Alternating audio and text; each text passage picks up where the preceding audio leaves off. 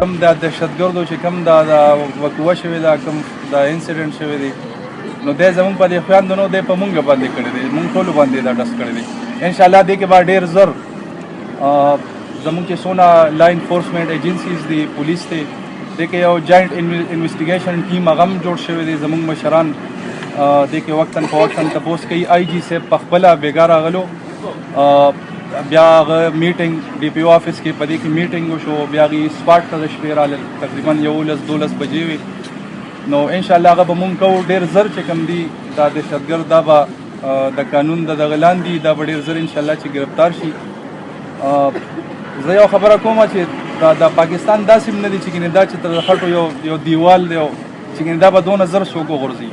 انشاءالله مونږ ټول متحد یو، دا زمونږ ملک دی چې د هغې مذمت وکړو، ځکه چې دا زموږ خویندې چې کوم په دې فیلډ کې ګرځي، دا خټو ته نه ګوري، باران ته نه ګوري، واورې ته نه ګوري. بله ورځ یو کس په واوره کې کول، یو کترې کولې که څه کول، نو هغه ډېر اپریشیټ شوی و.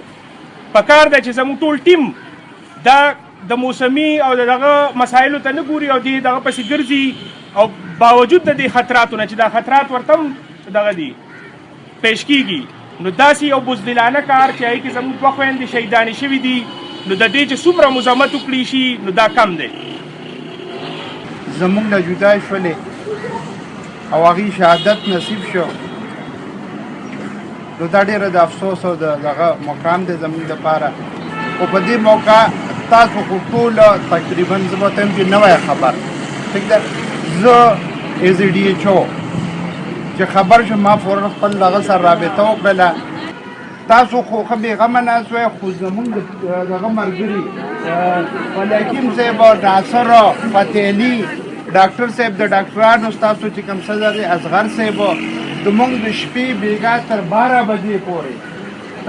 بجې پورې سره د ایډمنسټریشن نه ټول مونږ ناست وو، او هغه ملاقه چې راغی هر څه برابر شو، نه مونږ ولېږله دغه ته، ټیک ده. په دې کې ستاسو چې دا څه دغه د ریزرویشن دي، نو دا بالکل جینون دي او صحیح دي. او په دې کې د ټول نه ډومبې میسج ما بېګا کړی یو پیک کې چې بالکل به هېڅوک هم نه وځئ، چې د څو پورې سیکیورټي نشته، نو هېڅوک به نه وځي، ټیک ده که نه. ډومبې زمونږ خپله سیکیورټي ده چې زما سټاف سیکیوري د هغې به کار کوي، صحیح ده. بله خبره دا ده چې د اوس چې څه شوي دي، ګوره دا خو د دغه فیصلې دي، د بره نه کېږي، هغه څوک بدلولی نه شي. که ته وایې چې ما دا پولیو نه کوله، نو دا به نه مړه کېده، داسې نه ده. زموږ عقیده دا ده